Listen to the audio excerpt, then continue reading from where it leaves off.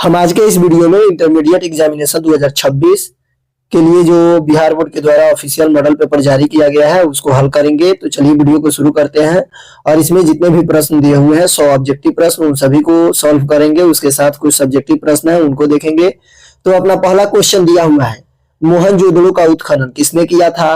Option number A है S N. Roy, option number B है Dayaram Sahni, option number C है B K. Thapar और ऑप्शन नंबर डी है राखलदास बनर्जी। तो इसका सही उत्तर होगा राखलदास बनर्जी और हड़प्पा का खोज दयाराम साहनी ने किया था। आगे बढ़ते हैं तो दिया हुआ है, हल से जुते हुए खेत के साक्ष्य किस हड़प्पा स्थल से मिले हैं? ऑप्शन नंबर ए है मोहनजोदड़ो से, ऑप्शन नंबर बी है लोथल से, ऑप्शन नंबर सी है कालीबंगन से और ऑप्शन नंबर डी है इनमें से कहीं से नहीं। तो इसका सही उत्तर होगा कालीबंगन से। हल से जुते हुए खेत के साक्ष्य हड़प्पा के कालीबंगन से मिले हैं। आगे बढ़ते हैं तो क्वेश्चन नंबर 3 दिया हुआ है, हड़प्पाई मुहर मुख्यतः किससे बनी होती थी? ऑप्शन नंबर ए है बलुआ पत्थर से, ऑप्शन नंबर बी है सेलखड़ी पत्थर से, ऑप्शन नंबर सी है संगमरमर से और ऑप्शन नंबर डी है सोना से। तो इसका सही उत्तर होगा हड़प्पाई मुहर मुख्य रूप से सेलखड़ी के पत्थरों से बनी होती थी। आगे बढ़ते हैं तो दिया हुआ है यहाँ पे क्वेश्चन नंबर 4, हड़प्पा स्थलों से किन जंगली जानवरों की हड्डियां मिली है? वराह सुअर की, हिरण की, घड़ियाल की, इनमें से सभी की। तो इसका सही उत्तर होगा इनमें से सभी की, हिरण की भी और सुअर की भी, घड़ियाल की भी। आगे दिया हुआ है, आगे बढ़ते हैं तो दिया हुआ है, मनकों में छेद करने के विशेष उपकरण किस स्थल पर मिले हैं? ऑप्शन नंबर ए है धौलावीरा से, ऑप्शन नंबर बी है लोथल से, ऑप्शन नंबर सी है चनहुदड़ो से और ऑप्शन नंबर डी है इनमें से कहीं से नहीं। तो इसका सही उत्तर होगा चनहुदड़ो से। आगे बढ़ते हैं तो क्वेश्चन नंबर 6 दिया हुआ है, मेसोपोटामिया के लेख में वर्णित हाजा पक्षी का संबंध किस स्थान से है? ऑप्शन नंबर ए है दिलमुन से, ऑप्शन नंबर बी है मेलुहा से, ऑप्शन नंबर सी है मगान से और ऑप्शन नंबर डी है इनमें से कहीं से नहीं। तो इसका सही उत्तर होगा हाजा पक्षी का संबंध मेलुहा से था। अगला क्वेश्चन दिया हुआ है क्वेश्चन नंबर 7, हड़प्पा नदी हड़प्पा किस नदी के किनारे स्थित है?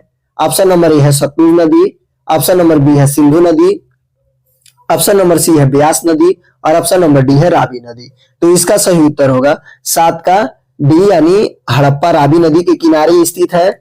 आगे बढ़ते हैं तो दिया हुआ है, भारतीय पुरातत्व का पिता किसे कहा जाता है? कनिंघम को, मार्शल को, कर्जन को, ऑप्शन नंबर डी है विलियम जोन्स को। तो इसका सही उत्तर होगा भारतीय पुरातत्व का पिता कनिंघम को कहा जाता है। आगे बढ़ते हैं तो दिया हुआ है क्वेश्चन नंबर 9, 1830 के दशक में ब्राह्मी और खरोष्टी लिपि का अर्थ किसने निकाला था? ऑप्शन नंबर ए है James Prinsep, option number B है व्हीलर, ऑप्शन नंबर सी है मार्शल और ऑप्शन नंबर डी है कनिंघम। तो इसका सही उत्तर होगा 1830 के दशक में जेम्स प्रिंसेप ने 1837 ईस्वी में अशोक के द्वारा बनवाए गए अभिलेखों से ब्राह्मी और खरोष्टी लिपि का अर्थ निकाला था। आगे बढ़ते हैं तो दिया हुआ है, प्रयाग प्रशस्ति में समुद्रगुप्त की तुलना किस देवता से की गई है? ऑप्शन नंबर ए है कुबेर से, ऑप्शन नंबर बी है वरुण से, ऑप्शन नंबर सी है इंद्र से, ऑप्शन नंबर डी है इनमें से सभी से। तो इसका सही उत्तर होगा प्रयाग प्रशस्ति में समुद्रगुप्त की तुलना इनमें से सभी भगवानों से की गई है। अगला क्वेश्चन दिया हुआ है क्वेश्चन नंबर 11, सुदर्शन झील का निर्माण किस काल में हुआ था? ऑप्शन नंबर ए है मौर्य काल में, ऑप्शन नंबर बी है कुषाण काल में, ऑप्शन नंबर सी है गुप्त काल में और ऑप्शन नंबर डी है इनमें से कोई नहीं। तो इसका सही उत्तर होगा सुदर्शन झील का निर्माण मौर्य काल में किया गया था और इसका पुनर्निर्माण गुप्त काल में किया गया था। अगला क्वेश्चन दिया हुआ है, तमिल संगम साहित्य में उलवर किसे कहा जाता था? ऑप्शन नंबर ए है दासों को, ऑप्शन नंबर बी है हलवाहा को, ऑप्शन नंबर सी है जमींदार को और ऑप्शन नंबर डी है व्यापारी को। तो इसका सही उत्तर होगा तमिल संगम साहित्य में उलवर जमींदारों को कहा जाता था। आगे दिया हुआ है, अर्थशास्त्र के लेखक कौन थे? तो ऑप्शन नंबर ए है वाणभट्ट, ऑप्शन नंबर बी है कालिदास, ऑप्शन नंबर सी है कौटिल्य और ऑप्शन नंबर डी है मेगास्थनीज। तो इसका सही उत्तर होगा अर्थशास्त्र के जो लेखक थे उनका नाम कौटिल्य था, इनको चाणक्य के नाम से भी जाना जाता था। आगे बढ़ते हैं तो दिया हुआ है, धम्म के प्रचार के लिए धम्म महामात की नियुक्ति किसने की थी? ऑप्शन नंबर ए है चाणक्य ने, ऑप्शन नंबर बी है कनिष्क ने, ऑप्शन नंबर सी है अशोक ने और ऑप्शन नंबर डी है समुद्रगुप्त ने। तो इसका सही उत्तर होगा धम्म के प्रचार के लिए धम्म महामात की नियुक्ति अशोक ने किया था। आगे बढ़ते हैं तो दिया हुआ है, सारस्वती किस महाजनपद की राजधानी थी? ऑप्शन नंबर ए है पंचाल की, ऑप्शन नंबर बी है कौशल की, ऑप्शन नंबर सी है काशी की और ऑप्शन नंबर डी है अंग की। तो इसका सही उत्तर होगा सारस्वती कौशल की राजधानी थी। आगे बढ़ते हैं तो दिया हुआ है कनिष्क का राज्यारोहण कब हुआ था। ऑप्शन नंबर ए है 78 ईस्वी में, ऑप्शन नंबर बी है 57 ईसा पूर्व, ऑप्शन नंबर सी है 321 ईसा पूर्व और ऑप्शन नंबर डी है 320 ईसा पूर्व। तो इसका सही उत्तर होगा 78 ईस्वी में कनिष्क का राज्यारोहण हुआ था। आगे दिया हुआ है पाणिनि ने किस व्याकरण ग्रंथ की रचना की थी। ऑप्शन नंबर ए है महाभाष्य की, ऑप्शन नंबर बी है अष्टाध्याय की, ऑप्शन नंबर सी है धर्मसूत्र का और ऑप्शन नंबर डी है इनमें से किसी का नहीं। तो इसका सही उत्तर होगा पाणिनि ने अष्टाध्यायी का रचना किया था और पतंजलि ने महाभाष्य का रचना किया था। आगे बढ़ते हैं तो क्वेश्चन नंबर 18 दिया हुआ है यहाँ पे कुंती और निषादी के लेखक कौन है। ऑप्शन नंबर ए है Jaishankar Prasad, option number B है महाश्वेता देवी, ऑप्शन नंबर सी है प्रेमचंद, ऑप्शन नंबर डी है महादेवी वर्मा। तो इसका सही उत्तर होगा महादेवी वर्मा कुंती व निषादी के लेखक हैं। आगे दिया हुआ है हिडिंबा किसकी पत्नी थी। ऑप्शन नंबर ए है अर्जुन की, ऑप्शन नंबर बी है भीम की, ऑप्शन नंबर सी है घटोत्कच की और ऑप्शन नंबर डी है कर्ण की। तो इसका सही उत्तर होगा हिडिंबा भीम की पत्नी थी। अगला क्वेश्चन दिया हुआ है यहाँ पे 20 नंबर पुरुष सूक्त किस वेद का हिस्सा है। ऑप्शन नंबर ए है ऋग्वेद का, ऑप्शन नंबर बी है सामवेद का, ऑप्शन नंबर सी है यजुर्वेद का और ऑप्शन नंबर डी है अथर्ववेद का। तो इसका सही उत्तर होगा पुरुष सूक्त ऋग्वेद का हिस्सा है। अगला क्वेश्चन दिया हुआ है जरथुस्त्र कहाँ के चिंतक थे। ऑप्शन नंबर ए है ईरान का, ऑप्शन नंबर बी है रोम का, ऑप्शन नंबर सी है यूनान का और ऑप्शन नंबर डी है चीन का। तो इसका सही उत्तर होगा जरथुस्त्र ईरान के चिंतक थे। अगला क्वेश्चन दिया हुआ है क्वेश्चन नंबर 22 बौद्ध ग्रंथों में हमें कितने संप्रदायों चिंतन परंपराओं का उल्लेख मिलता है। ऑप्शन नंबर ए है 12, ऑप्शन नंबर बी है 24, ऑप्शन नंबर सी है 32 और ऑप्शन नंबर डी है 64। तो इसका सही उत्तर होगा बौद्ध ग्रंथों में हमें 64 संप्रदायों एवं चिंतन परंपराओं का उल्लेख मिलता है। अगला क्वेश्चन दिया हुआ है बुद्ध की शिक्षाएं किस पिटक में रखी गई थी। ऑप्शन नंबर ए है विनय पिटक में, ऑप्शन नंबर बी है अभिधम पिटक में, ऑप्शन नंबर सी है सूतक पिटक में और ऑप्शन नंबर डी है इनमें से सभी में। तो इसका सही उत्तर होगा बुद्ध की शिक्षाएं सूतक पिटक में रखी गई थी, सूत पिटक में। अगला क्वेश्चन दिया हुआ है यहाँ पे अजीत के स्कम्बलिन किस धर्म या संप्रदाय से संबंधित थे। तो इसका ऑप्शन नंबर ए है आजीवक, ऑप्शन नंबर बी है लोकायत, ऑप्शन नंबर सी है जैन और ऑप्शन नंबर डी है बौद्ध। तो इसका सही उत्तर होगा बौद्ध धर्म से संबंधित थे। आगे बढ़ते हैं तो दिया हुआ है यहाँ पे बुद्ध की मृत्यु कहाँ हुई थी। ऑप्शन नंबर ए है लुम्बिनी में, ऑप्शन नंबर बी है सारनाथ में, ऑप्शन नंबर सी है बोध गया में और ऑप्शन नंबर डी है कुशीनगर में। तो इसका सही उत्तर होगा बुद्ध की मृत्यु कुशीनगर में हुई थी। अगला क्वेश्चन यहाँ पे दिया हुआ है बुद्ध के बचपन का नाम क्या था। ऑप्शन नंबर ए है सिद्धार्थ, ऑप्शन नंबर बी है राहुल, ऑप्शन नंबर सी है वर्धमान और ऑप्शन नंबर डी है जमाली। तो इसका सही उत्तर होगा बुद्ध के बचपन का नाम सिद्धार्थ था और महावीर के बचपन का नाम वर्धमान था। अगला क्वेश्चन दिया हुआ है यहाँ पे 27 किसके कहने पर बुद्ध ने संघ में महिलाओं को प्रवेश करने की अनुमति दी थी। ऑप्शन नंबर ए है आनंद के कहने पर, ऑप्शन नंबर बी है उपाली के कहने पर, ऑप्शन नंबर सी है देवव्रत के कहने पर और ऑप्शन नंबर डी है राहुल के कहने पर। तो इसका सही उत्तर होगा आनंद के कहने पर बुद्ध ने संघ में महिलाओं को प्रवेश की अनुमति दी थी। अगला क्वेश्चन है कोलकाता में इंडियन म्यूजियम की स्थापना कब हुई थी। ऑप्शन नंबर ए है 1814 ईस्वी, ऑप्शन नंबर बी है 1834 ईस्वी, ऑप्शन नंबर सी है 1851 ईस्वी और ऑप्शन नंबर डी है 1854 ईस्वी। तो इसका सही उत्तर होगा कोलकाता में इंडियन म्यूजियम की स्थापना 1814 ईस्वी में हुई थी। अगला क्वेश्चन यहाँ पे दिया हुआ है अशोक के आदेश से किस संप्रदाय के संतों के लिए बराबर की गुफाएं बनाई गई थी। ऑप्शन नंबर ए है लोकायत की, ऑप्शन नंबर बी है आजीवक, ऑप्शन नंबर सी है बौद्ध, ऑप्शन नंबर डी है इनमें से किसी के द्वारा नहीं। तो इसका सही उत्तर होगा आजीवक संप्रदाय के लोगों के द्वारा संतों के द्वारा बराबर की गुफाएं बनाई गई थी। आगे दिया हुआ है किताब उल हिंद में कितने अध्याय हैं। ऑप्शन नंबर ए है 12, ऑप्शन नंबर बी है 24, ऑप्शन नंबर सी है 64 और ऑप्शन नंबर डी है 80। तो इसका सही उत्तर होगा किताब उल हिंद में कुल 80 अध्याय हैं। आगे बढ़ते हैं तो दिया हुआ है यहाँ पर फारसी और अरबी भाषा में फारसी और अरबी भाषा के अलावा अल बरूनी को किस भाषा का ज्ञान था। ऑप्शन नंबर ए है सीरियाई भाषा का, ऑप्शन नंबर बी है हिब्रू भाषा का, ऑप्शन नंबर सी है संस्कृत भाषा का और ऑप्शन नंबर डी है इनमें से सभी भाषा का। तो इसका सही उत्तर होगा फारसी और अरबी भाषा के अलावा यहाँ पे उपस्थित सीरियाई, हिब्रू, संस्कृत इन सभी भाषाओं का ज्ञान था अल-बरूनी को। आगे बढ़ते हैं तो दिया हुआ है यहाँ पे अगला क्वेश्चन, इब्न बतूता किसके शासनकाल में भारत आया था? ऑप्शन नंबर ए है अलाउद्दीन खिलजी के शासनकाल में, ऑप्शन नंबर बी है मोहम्मद बिन तुगलक के शासनकाल में, ऑप्शन नंबर सी है इल्तुतमिश के शासनकाल में और ऑप्शन नंबर डी है बलबन के शासनकाल में। तो इसका सही उत्तर होगा मोहम्मद बिन तुगलक के शासनकाल में इब्न बतूता भारत आया था। अगला क्वेश्चन दिया हुआ है, फ्रांसीसी जौहरी जयो बैप्टिस्ट तैवर्नियर ने कितनी बार भारत की यात्रा की थी? ऑप्शन नंबर ए है 2 बार, ऑप्शन नंबर बी है 4 बार, ऑप्शन नंबर सी है 6 बार और ऑप्शन नंबर डी है 10 बार। तो इसका सही उत्तर होगा बर्नियर ने भारत की यात्रा 6 बार की थी। यह इटली का व्यापारी था। आगे बढ़ते हैं तो दिया हुआ है, फ्रांसवा बर्नियर कितने वर्षों तक भारत में रहा था? ऑप्शन नंबर ए है 3 साल तक, ऑप्शन नंबर बी है 6 साल तक, ऑप्शन नंबर सी है 9 साल तक और ऑप्शन नंबर डी है 12 साल तक। तो इसका सही उत्तर होगा फ्रांसवा बर्नियर भारत में लगभग 12 सालों तक रहा था।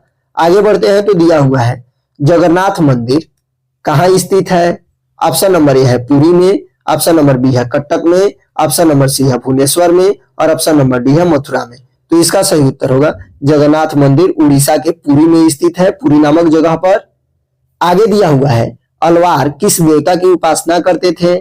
ऑप्शन नंबर ए है ब्रह्मा की, ऑप्शन नंबर बी है शिव की, ऑप्शन नंबर सी है अग्नि की और ऑप्शन नंबर डी है विष्णु की। तो इसका सही उत्तर होगा अलवार विष्णु भगवान का पूजा करते थे। अगला क्वेश्चन दिया हुआ है यहाँ पे, निम्नलिखित में कौन नयनार संत नहीं है? ऑप्शन नंबर ए है करैकल अय्यमार, ऑप्शन नंबर बी है सुंदरार, ऑप्शन नंबर सी है अप्पार और ऑप्शन नंबर डी है अंडाल। तो इसका सही उत्तर होगा अंडाल नयनार संत नहीं थी। आगे दिया हुआ है, ख्वाजा मोइनुद्दीन चिश्ती का दरगाह कहाँ स्थित है?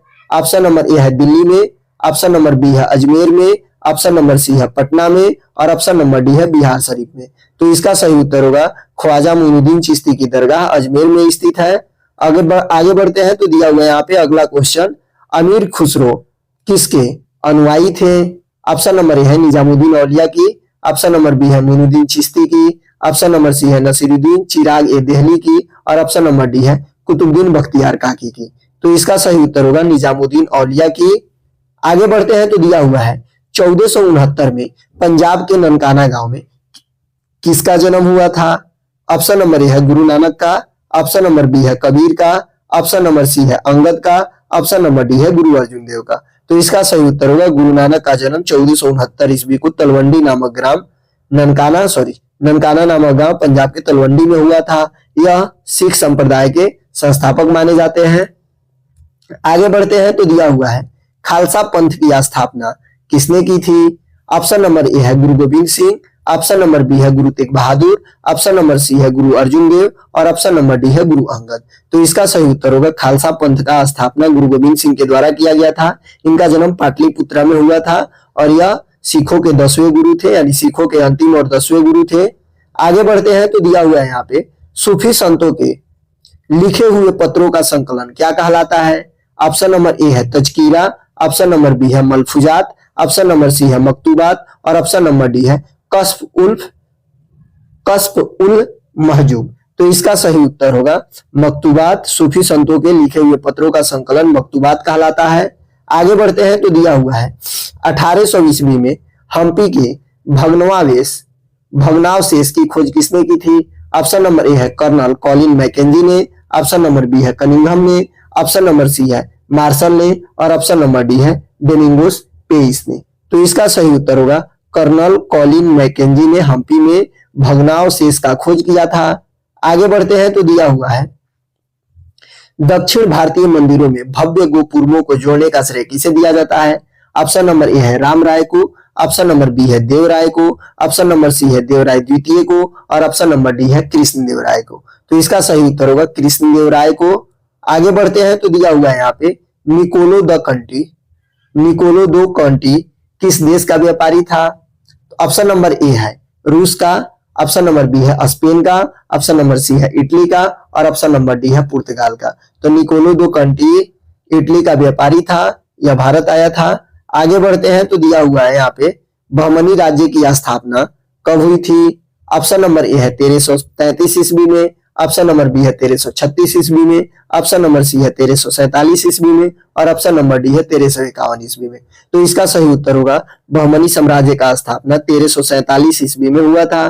3 फरवरी 1347 ईस्वी को अलाउद्दीन बहमन शाह के द्वारा बहमनी साम्राज्य का स्थापना हुआ था और 1336 ईस्वी में हरिहर एवं बुक्का नामक 2 सगे भाइयों ने विजयनगर साम्राज्य का स्थापना किया था।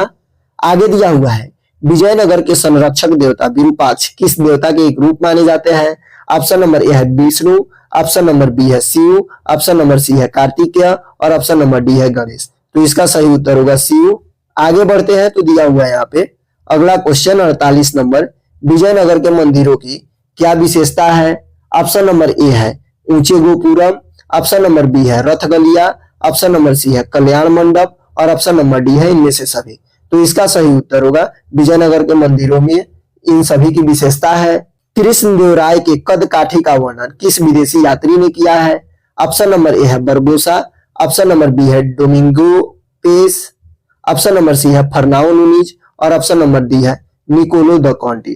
तो इसका सही उत्तर होगा डोमिंगोस पेस ने कृष्णदेवराय के कदकाठी का वर्णन अपने पुस्तक में किया है। आगे बढ़ते हैं तो दिया हुआ है हम्पी को यूनेस्को द्वारा विश्व पुरातत्व स्थल कब घोषित किया गया था। तो ऑप्शन नंबर ए है 1976 में, ऑप्शन नंबर बी है 1981 में, ऑप्शन नंबर सी है 1986 में और ऑप्शन नंबर डी है 1991 में। तो इसका सही उत्तर होगा हम्पी को यूनेस्को में 1986 में शामिल किया गया था।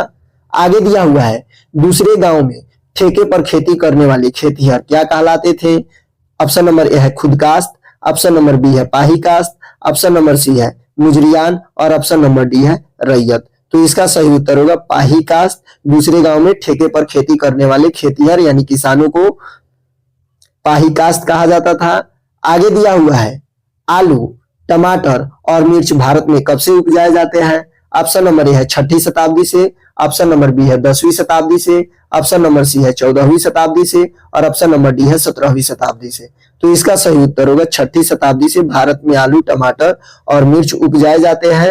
अगला क्वेश्चन दिया हुआ है उस भूमि को क्या कहा जाता था जो कभी खाली नहीं छोड़ी जाती थी। ऑप्शन नंबर ए है पोलज, ऑप्शन नंबर बी है परौती, ऑप्शन नंबर सी है चच्चर और ऑप्शन नंबर डी है बंजर। तो इसका सही उत्तर होगा उस भूमि को पोलज बोला जाता था जिस पर कभी भी खेती मतलब जिसको कभी भी खाली नहीं छोड़ा जाता था और जिस पर कभी भी खेती नहीं किया जाता था उसको परौती बोला जाता था। आगे दिया हुआ है जोआनी कारेरी किस देश का यात्री था। ऑप्शन नंबर ए है स्पेन का, ऑप्शन नंबर बी है पुर्तगाल का, ऑप्शन नंबर सी है इटली का और ऑप्शन नंबर डी है इंग्लैंड का। तो इसका सही उत्तर होगा इटली का। आगे बढ़ते हैं तो दिया हुआ है अकबरनामा का कौन सा भाग आईन अकबरी के नाम से जाना जाता है। ऑप्शन नंबर ए है पहला, ऑप्शन नंबर बी है दूसरा, ऑप्शन नंबर सी है तीसरा और ऑप्शन नंबर डी है चौथा। तो इसका सही उत्तर होगा अकबरनामा का तीसरा भाग आईन अकबरी के नाम से जाना जाता है। आगे बढ़ते हैं तो दिया हुआ है अकबर का वित्त मंत्री कौन था। ऑप्शन नंबर ए है अबुल फजल, ऑप्शन नंबर बी है टोडरमल, ऑप्शन नंबर सी है फैजी और ऑप्शन नंबर डी है मानसिंह।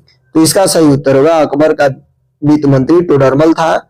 आगे बढ़ते हैं तो दिया हुआ है अकबर की मृत्यु कब हुई थी। ऑप्शन नंबर ए है 1575 ईस्वी में, ऑप्शन नंबर बी है 1595 ईस्वी में, ऑप्शन नंबर सी है 1605 ईस्वी में और ऑप्शन नंबर डी है 1607 ईस्वी में। तो इसका सही उत्तर होगा अकबर का मृत्यु 1605 ईस्वी में हुआ था।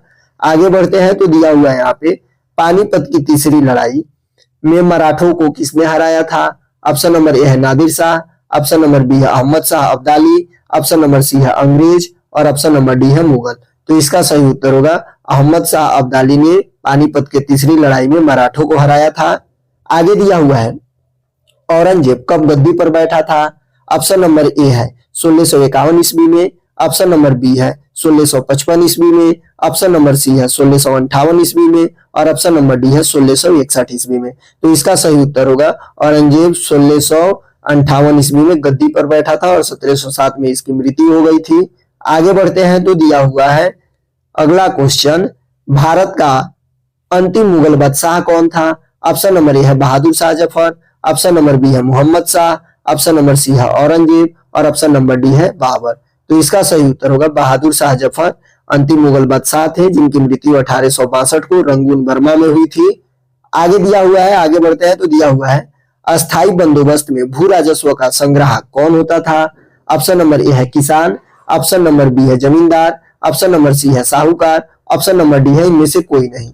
तो इसका सही उत्तर होगा अस्थायी बंदोबस्त में भू राजस्व का संग्राहक जमींदार होता था। अगला क्वेश्चन दिया हुआ है यहाँ पे, अमेरिकी स्वतंत्रता संग्राम के दौरान ब्रिटिश सेना का कमांडर कौन था जो बाद में बंगाल का गवर्नर जनरल बना था? ऑप्शन नंबर ए है कार्नवालिस, ऑप्शन नंबर बी है क्लाइव, ऑप्शन नंबर सी है वारेन हेस्टिंग्स और ऑप्शन नंबर डी है इनमें से कोई नहीं। तो इसका सही उत्तर होगा लॉर्ड कार्नवालिस। आगे बढ़ते हैं तो दिया हुआ है यहाँ पे अगला क्वेश्चन, वर्धमान के किस राजा ने संथाल विद्रोह और 1857 के विद्रोह के समय अंग्रेजों की मदद की थी? ऑप्शन नंबर ए है तेजचंद, ऑप्शन नंबर बी है मेहताब चंद, ऑप्शन नंबर सी है ए और बी दोनों, ऑप्शन नंबर डी है इनमें से कोई नहीं। तो इसका सही उत्तर होगा मेहताब चंद। अगला क्वेश्चन दिया हुआ है, संथाल किसे दीकू कहते थे? ऑप्शन नंबर ए है जमींदार को, ऑप्शन नंबर बी है साहूकार को, ऑप्शन नंबर सी है अंग्रेज को, ऑप्शन नंबर डी है इनमें से कोई नहीं। तो इसका सही उत्तर होगा संथाल जमींदार साहूकार अंग्रेज सभी को दीकू कहते थे जो भारत के बाहर के थे या जो भारत के ही थे लेकिन वह अंग्रेजों के नियंत्रण में काम करते थे। संथाल उन सभी को दीकू के नाम से जानते थे। आगे दिया हुआ है अगला क्वेश्चन यहाँ पे 65 नंबर, 1780 के दशक में भागलपुर के किस कलेक्टर ने पहाड़िया मुखियाओं को वार्षिक भत्ता देना प्रस्तावित किया था? ऑप्शन नंबर ए है ऑगस्टस क्लीवलैंड ने, ऑप्शन नंबर बी है ऑक्टेवियस टूवुड ने, ऑप्शन नंबर सी है एस्ले इंडन ने, ऑप्शन नंबर डी है इनमें से कोई नहीं। तो इसका सही उत्तर होगा ऑप्शन नंबर ए ऑगस्टस क्लीवलैंड ने 1780 के दशक में भागलपुर के पहाड़ी मुखियाओं को वार्षिक भत्ता देने का घोषणा किया था। आगे बढ़ते हैं तो दिया हुआ है दक्कन दंगा आयोग की रिपोर्ट ब्रिटिश पार्लियामेंट में कब पेश की गई?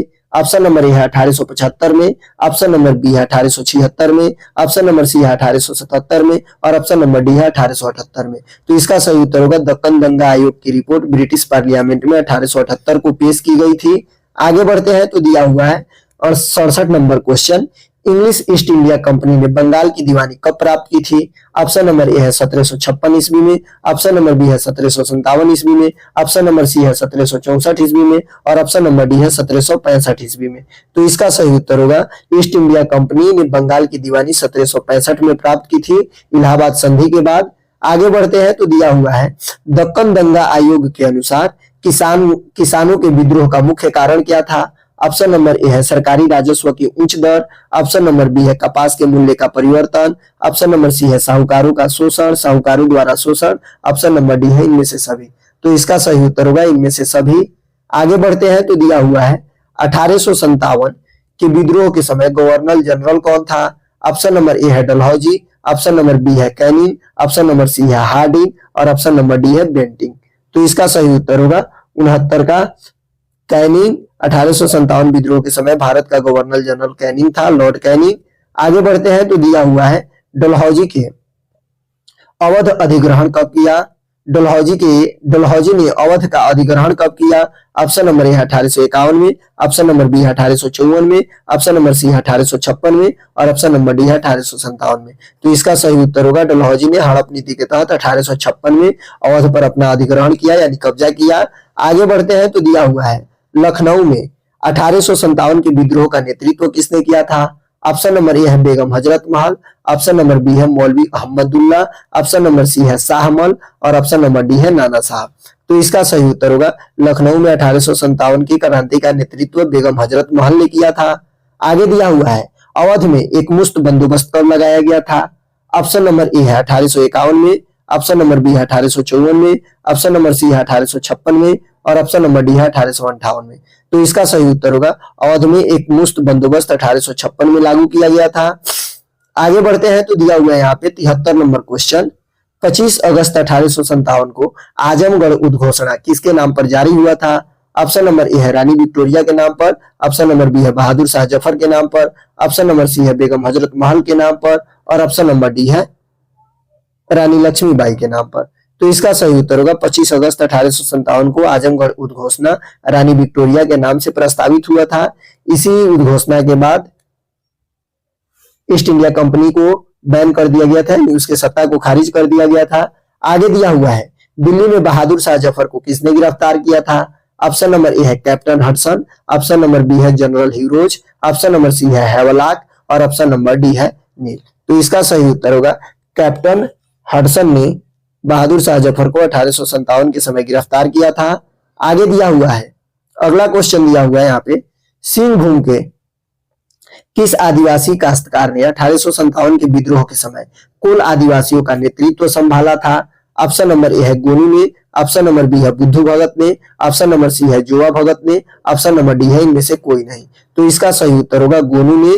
अगला क्वेश्चन दिया हुआ है यहाँ पे 76 नंबर, 1859 में इन मेमोरियम नामक चित्र किसने बनाया था? ऑप्शन नंबर ए है जोसेफ नोएल पेटन ने, ऑप्शन नंबर बी है टॉमस जोन्स बार्कर ने, ऑप्शन नंबर सी है फेलिस बिएटो ने, ऑप्शन नंबर डी है इनमें से कोई नहीं। तो इसका सही उत्तर होगा जोसेफ नोएल पेटर नामक व्यक्ति ने इन मेमोरियम नामक चित्र को बनाया था। आगे बढ़ते हैं तो दिया हुआ है यहाँ पे, भारत की राजधानी कोलकाता से दिल्ली कब स्थानांतरित हुई थी? तो इसका सही उत्तर होगा 1911 में भारत की राजधानी को कोलकाता से दिल्ली स्थानांतरित किया गया था। आगे बढ़ते हैं तो दिया हुआ है यहाँ पे, गेटवे ऑफ इंडिया कहाँ स्थित है? ऑप्शन नंबर ए है बंबई में, ऑप्शन नंबर बी है दिल्ली में, ऑप्शन नंबर सी है कोलकाता में और ऑप्शन नंबर डी है पटना में। तो इसका सही उत्तर होगा गेटवे ऑफ इंडिया बंबई में स्थित है। आगे बढ़ते हैं तो दिया हुआ है, कोलकाता में सर्वोच्च न्यायालय की स्थापना कब हुई थी? ऑप्शन नंबर ए है 1771 में, ऑप्शन नंबर बी है 1775 में, ऑप्शन नंबर सी है 1781 में और ऑप्शन नंबर डी है इनमें से कोई नहीं। तो इसका सही उत्तर होगा इनमें से कोई नहीं, क्योंकि कोलकाता में सर्वोच्च न्यायालय का स्थापना 1774 में हुआ था, 1773 के रेगुलेटिंग एक्ट के पश्चात। आगे बढ़ते हैं तो दिया हुआ है यहाँ पे, किस राजनेता ने गांधी जी को 1 वर्ष तक ब्रिटिश भारत की यात्रा करने की सलाह दी थी? तो इसका ऑप्शन नंबर ए दिया है Bal Gangadhar Tilak, option number B दिया है Gopal Krishna Gokhale, option number C दिया है Bipin Chandra Pal, option number D दिया है इनमें से कोई नहीं। तो इसका सही उत्तर होगा गोपाल कृष्ण गोखले, जो महात्मा गांधी के राजनीतिक गुरु भी थे। अगला क्वेश्चन दिया हुआ है यहाँ पे, गांधी जी की भारत में पहली महत्वपूर्ण सार्वजनिक उपस्थिति कहाँ हुई थी? ऑप्शन नंबर ए है बनारस हिंदू विश्वविद्यालय में, ऑप्शन नंबर बी है पटना विश्वविद्यालय में, ऑप्शन नंबर सी है लखनऊ विश्वविद्यालय में और ऑप्शन नंबर डी है इनमें से कहीं नहीं। तो इसका सही उत्तर होगा बनारस हिंदू विश्वविद्यालय में महात्मा गांधी की पहली सार्वजनिक उपस्थिति हुई थी। अगला दिया हुआ है, चंपारण आंदोलन कब हुआ था? ऑप्शन नंबर ए है 1915 में, ऑप्शन नंबर बी है 1916 में, ऑप्शन नंबर सी है 1917 में और ऑप्शन नंबर डी है 1918 में। तो इसका सही उत्तर होगा चंपारण आंदोलन यानी चंपारण सत्याग्रह साल 1917 में हुआ था, यह बिहार के चंपारण जिले में हुआ था। अगला क्वेश्चन दिया हुआ है, प्रथम विश्व युद्ध के दौरान अंग्रेजों ने भारत पर कौन सा प्रतिबंध लगाया था, जिसे सर सिडनी रॉलेट की अध्यक्षता वाली समिति ने जारी रखा? ऑप्शन नंबर ए है प्रेस पर प्रतिबंध, ऑप्शन नंबर बी है बिना जांच के कारावास, ऑप्शन नंबर सी है ए और बी दोनों, ऑप्शन नंबर डी है इनमें से कोई नहीं। तो इसका सही उत्तर होगा ए और बी दोनों। प्रथम विश्व युद्ध के दौरान अंग्रेजों ने भारत पर प्रेस पर प्रतिबंध लगा दिया था और बिना जांच के कारावास का अधिकार भी जारी कर दिया था। आगे बढ़ते हैं तो दिया हुआ है, हिंद स्वराज किसने लिखा था? ऑप्शन नंबर ए है Gandhi ji, option number B है तिलक, ऑप्शन नंबर सी है Firoz Shah Mehta, option number D है सुभाष। तो इसका सही उत्तर होगा हिंद स्वराज गांधी जी के द्वारा लिखा गया था। अगला क्वेश्चन दिया हुआ है यहाँ पे, 1922 में महात्मा गांधी के खिलाफ राजद्रोह के मामले की सुनवाई किस जज ने की थी? ऑप्शन नंबर ए है Louis Fischer, option number B है CN Broomfield, option number C है जॉन डी और ऑप्शन नंबर डी है मर्टन विलियम्स। तो इसका सही उत्तर होगा CN ब्रूमफील्ड ने महात्मा गांधी के खिलाफ राजद्रोह के मामले में सुनवाई किया था। आगे बढ़ते हैं तो दिया हुआ है यहाँ पे, 1929 में कांग्रेस के लाहौर अधिवेशन के अध्यक्ष कौन थे? ऑप्शन नंबर ए है Gandhi ji, option number B है Jawaharlal Nehru, option number C है Sardar Patel, option number D है सुभाष चंद्र बोस। तो इसका सही उत्तर होगा जवाहरलाल नेहरू 1929 के कांग्रेस लाहौर अधिवेशन का अध्यक्ष थे। इसी अधिवेशन में पूर्ण स्वराज का मांग किया गया था। आगे बढ़ते हैं तो दिया हुआ है यहाँ पे, दांडी किस राज्य में स्थित है? ऑप्शन नंबर ए है पंजाब में, ऑप्शन नंबर बी है महाराष्ट्र में, ऑप्शन नंबर सी है गुजरात में और ऑप्शन नंबर डी है राजस्थान में। तो इसका सही उत्तर होगा दांडी गुजरात राज्य में स्थित है। यहीं पर महात्मा गांधी ने नमक को बनाकर नमक कानून तोड़ा था। अगला क्वेश्चन दिया हुआ है यहाँ पे, दूसरे गोलमेज सम्मेलन के समय भारत के वायसराय कौन थे? ऑप्शन नंबर ए है lord Willingdon, option number B है lord Irwin, option number C है lord Chelmsford, option number D है लॉर्ड इनमें से कोई नहीं। तो इसका सही उत्तर होगा लॉर्ड विलिंगडन दूसरे गोलमेज सम्मेलन के समय भारत के वायसराय थे।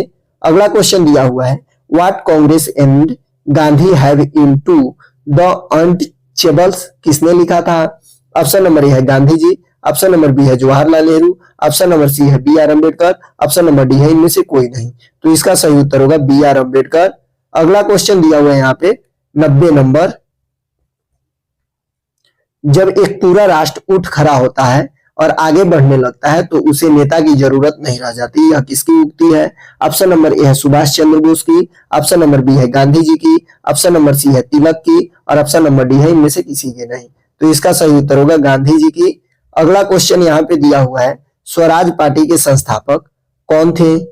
ऑप्शन नंबर ए है Motilal Nehru, option number B है Chittaranjan Das, option number C है ए और बी दोनों, ऑप्शन नंबर डी है इनमें से कोई नहीं। तो इसका सही उत्तर होगा मोतीलाल नेहरू और चित्तरंजन दास ने मिलकर स्वराज पार्टी का स्थापना 1923 में किया था, इसलिए इसका आंसर ए और बी दोनों होगा। अगला क्वेश्चन दिया हुआ है यहाँ पे, भगत सिंह को कब फांसी दी गई थी? ऑप्शन नंबर ए है 1930 में, ऑप्शन नंबर बी है 1931 में, ऑप्शन नंबर सी है 1932 में, ऑप्शन नंबर डी है 1933 में। तो इसका सही उत्तर होगा भगत सिंह को 23 मार्च 1931 को फांसी दी गई थी। अगला क्वेश्चन यहाँ पे दिया हुआ है, निम्नलिखित में से कौन कैबिनेट मिशन के सदस्य नहीं थे? ऑप्शन नंबर ए है क्रिप्स, ऑप्शन नंबर बी है लॉरेंस, ऑप्शन नंबर सी है अलेक्जेंडर और ऑप्शन नंबर डी है माउंटबेटन। तो इसका सही उत्तर होगा माउंटबेटन क्रिप्स मिशन के सदस्य नहीं थे। अगला क्वेश्चन यहाँ पे दिया हुआ है 94 नंबर, स्वतंत्र भारत के प्रथम गृह मंत्री कौन थे? ऑप्शन नंबर ए है सी राजगोपालाचारी, ऑप्शन नंबर बी है जॉन मंथाई, ऑप्शन नंबर सी है लॉर्ड माउंटबेटन और ऑप्शन नंबर डी है वल्लभ भाई पटेल। तो इसका सही उत्तर होगा स्वतंत्र भारत के प्रथम गृह मंत्री वल्लभ भाई पटेल थे। अगला क्वेश्चन दिया हुआ है यहाँ पे, संविधान के निर्माण में कितना समय लगा था?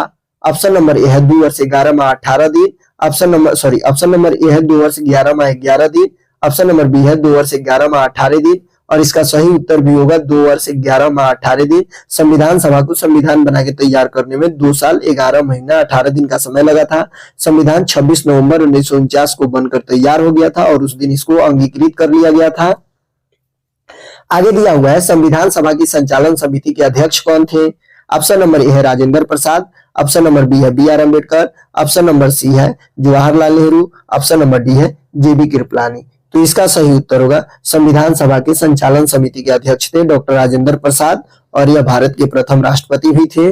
अगला क्वेश्चन दिया हुआ है, गांधी जी ने किस पत्रिका का संपादन किया था? ऑप्शन नंबर ए है Young India, option number B है नवजीवन, ऑप्शन नंबर सी है हरिजन और ऑप्शन नंबर डी है इनमें से सभी। तो इसका सही उत्तर होगा महात्मा गांधी ने इनमें से सभी पत्रिकाओं का संपादन किया था। अगला क्वेश्चन यहाँ पे दिया हुआ है, संविधान सभा का गठन कब किया गया था? ऑप्शन नंबर ए है 1945, ऑप्शन नंबर बी है 1946, ऑप्शन नंबर सी है 1947, ऑप्शन नंबर डी है 1948। तो इसका सही उत्तर होगा संविधान सभा का गठन 1946 में किया गया था कैबिनेट मिशन योजना के तहत। अगला क्वेश्चन दिया हुआ है, संविधान सभा की अंतिम बैठक कब हुई? ऑप्शन नंबर ए है 24 नवंबर 1949 को, ऑप्शन नंबर बी है 26 नवंबर 1949 को, ऑप्शन नंबर सी है 24 जनवरी 1950 को और ऑप्शन नंबर डी है 26 जनवरी 1950 को। तो इसका सही उत्तर होगा 24 जनवरी 1950 को संविधान सभा की अंतिम बैठक हुई थी। अगला क्वेश्चन दिया हुआ है हमारा, एक शक्तिशाली और एकीकृत केंद्र की वकालत करते हुए संविधान सभा में किसने कहा कि 1935 के गवर्नमेंट एक्ट में हमने जो केंद्र बनाया था उसे भी ज्यादा शक्तिशाली केंद्र चाहते हैं? तो इसका सही उत्तर होगा बी आर अम्बेडकर यानी बाबा साहब भीमराव अम्बेडकर ने कहा था। बाकी के सभी के हमारे 100 प्रश्न जो थे वह पूरे हो चुके हैं ऑब्जेक्टिव के। हम अगले वीडियो में सब्जेक्टिव के प्रश्न और उनके हल को देखेंगे। तो चलिए वीडियो को खत्म करते हैं। Bye, good night.